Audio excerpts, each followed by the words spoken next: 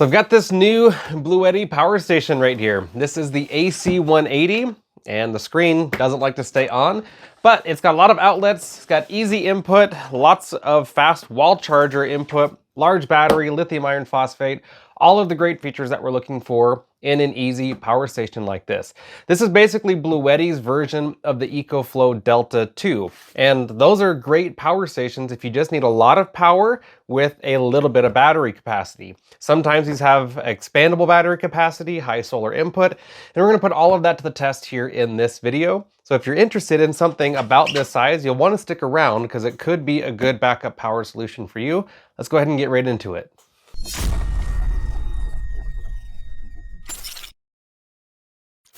So it's a pretty small accessories box here. We have the car charger, which is a DC7909 to cigarette lighter port adapter. We have the solar adapter, which is a DC7909 to MC4 adapter. And then the wall charger. It's just a simple NEMA 515 to C13 cable right there. And of course, the user manual and warranty card all right here. Now, what's cool about the AC180 is that it has a really large, powerful inverter. The AC180 gets its name because it has an 1800 watt output from the pure sine wave inverter. Now, this one doesn't have expandable batteries like the AC200 Max does. This is the little brother to the AC200 Max essentially. And this has a 1152 watt hour lithium iron phosphate battery, which means you're easily going to get 3,500 cycles out of it, which means after 10 years of constant nonstop use, you would be 80% as efficient as it is right now out of the box. It does have an impressive 500 watt solar input, and we're gonna put all of that to the test, including how efficient it is. So I wanna go over the outlets real quick. First of all, like I mentioned, the screen, you have to push the power button, the screen loads, and it turns on it, and it gives a little poof of the fans here just turning on. And then here we turn on the DC outlets and the AC outlets. I do like how this illuminates and how simple and clean the screen is. Here we have the solar input as well as the car charging input. We have a cigarette lighter port right here. 4 NEMA 515 plugs. Now you can see these plugs have this little sideways slot on it. That actually means it's rated to 20 amp output. Any appliance that has 20 amps is gonna be pretty rare, it's uncommon, but it uses a sideways turned prong as part of that 20 amp. So you'll recognize it, you'll know exactly what it is if it has a sideways prong on it. But each one of these are capable of doing 20 amps according to what it reads out here. We've got 100 watt USB-C, 4 USB-As, and then on the side here, we have our AC input, which is just that C13. On the back, we've got all the specs. On the right side, there's nothing. And on the bottom, there's just a serial number. Now, what's really cool about all the Bluetti products is how easy they are to connect to the app. They use Bluetooth. I believe there is a way to connect it to Wi-Fi so you can monitor it from anywhere, but it is very easy to set up and use. All you have to do is get the Bluetti app, scan this code, and you're pretty much off to the races. Now, I made an account. I don't know if you have to make an account or not. Now, for me, the biggest issue is in the app, you can't tell the screen to stay on. You can't control the screen timeout. I think that's a feature that they should add to the app and to these systems, but I don't know if they'll ever do that.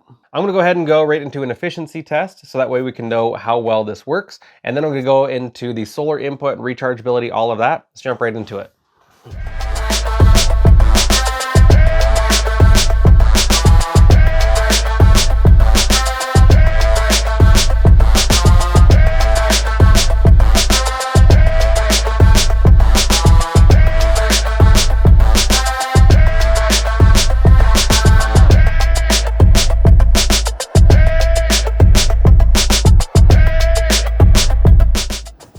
I just got done doing the efficiency test where I run a 0.2C discharge off of the battery through the inverter to see what kind of battery capacity we get out. And I think this is Bluetti's record for most efficient output at a 0.2C discharge at 88%. I got 1,010 watt hours out of the 1,152 watt hour rating. So that's actually very impressive. 88% is considered very good. 85% is considered good.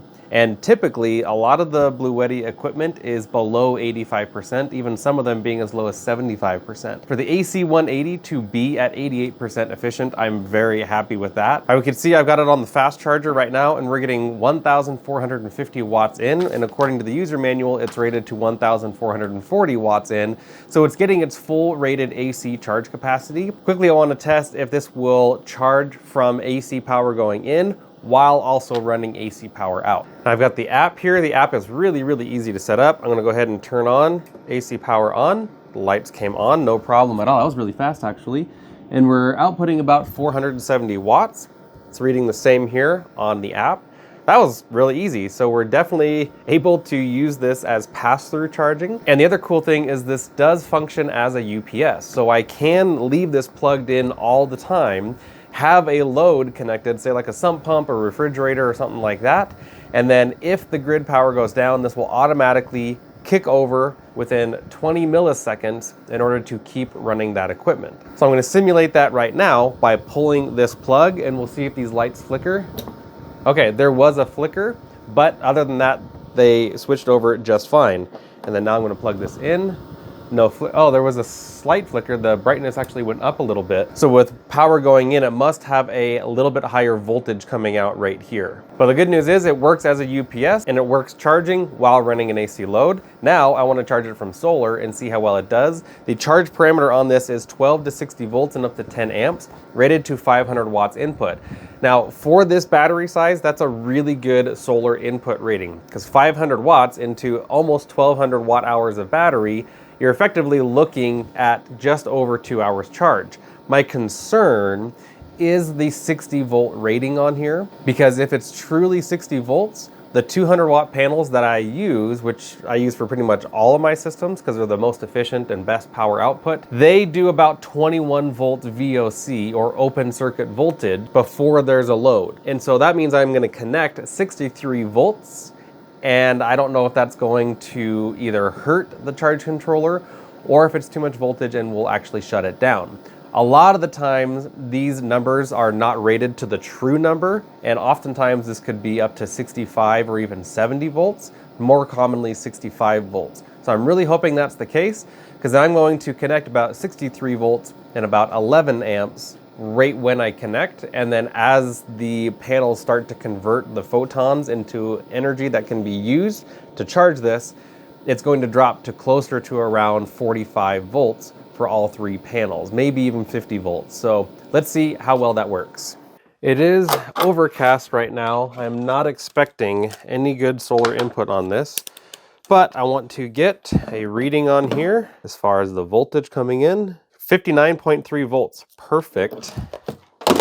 That's probably because it's partially cloudy. I'll show you that here in a second, but I want to see what kind of input we get. I'm expecting somewhere around 200 watts. I've got 3 200 watt panels connected right now. Let's see what happens.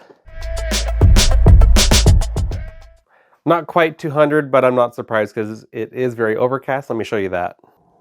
You can't even see the sun through the clouds at all. It is a gloomy day. It is cool that we're getting 130 watts in conditions like this, but it should be no surprise that we're only getting 130 watts. Drives me nuts that the screen won't stay on, and there isn't a setting in the app to make the screen stay on. Really, I prefer the option to control in the app when the screen is on and off. But we're getting 125 watts right now, and that is 22% of the 600 watts connected to this. So for it being that cloudy, I'm actually very impressed we're getting 20%. And so you can at least see what it will do like in a cloudy condition, at least similar to what I'm working with right now. We just hit the spring equinox, so we're now starting to get into good solar insolation for sun exposure. So I'll just have to wait until it's sunny out and see what kind of input we get. So I have 400 watts of panels connected. You can see here, I've got on the app, everything going on here. I'm gonna click this. Input voltage, 35.5, 7.3 amps for a total of 261 watts. I've been working on this for like 15 minutes already, but I can't get above 260 watts solar input regardless of the amount of solar connected. So I'm gonna go ahead and switch to 3 200 watt panels. And at least when I did this before, it stayed the same. So let's go do that right now. And of course, now it's working. It's 500 watts in right now, getting 50.5, 50.6 volts, had almost 10 amps. This wasn't working a minute ago. So possibly like on the Delta Pro system, maybe you have to disconnect and reconnect the panels multiple times, sometimes for the solar input to get better. I don't know. Maybe there were just enough clouds in front of the sun, but we're obviously getting 500 watts in right now with 600 watts of panels connected. So you really can get the full max input, which is very impressive. Looks like the AC180 has really good solar input. I had to connect 600 watts in order to get the 500 watts, but that's not hard to do at all with just 3 rigid 200 panels from poweredportablesolar.com. Worked absolutely phenomenally. So that means I can recharge this system really quick while still running my equipment like a fridge and a freezer, maybe Wi-Fi and TV. I can absolutely do that on the AC180. That being said, you can tell this is the little brother to the AC200 Max. Now the AC200 Max has much bigger expandability as well as solar input. They are definitely not close to the same unit. So if you need something that's very portable, then the AC180 is a really good option. But if you need further expandability and even bigger solar input, then the AC200 Max may be an option to look at. Now I like the simple adapter that comes with the AC180. Going from 8mm to MC4. It works. It comes with a car charger. Not a huge deal for me anymore because most people are not going to car charge, including me. I really hardly ever car charge these systems because the distances that I go, even for my off-grid backup location, is 30 to 40 minutes tops. And that's not enough time for this to recharge or any system to recharge from a car outlet and make any significant difference. But the wall charger itself, using a normal house outlet, which is a NEMA 515 plug, and then to a C13 plug, just makes life so much easier because these are very common and easy to get. So if for any reason I misplace this, I don't have to go buy a big adapter brick. Overall, I like the AC180. I wish the screen would stay on, but it works as advertised, and that's really what matters. So if you think this may be the right fit for you, then I'll have links down below so you can get any discounts available for it, or you can shoot me an email to info@poweredportablesolar.com and I'd be happy to help you figure out what system is going to work best for you. But the bottom line is, these systems help you to be ready for an emergency. And with that, always make sure you're prepared for self-rescue, and I'll see y'all in the next video.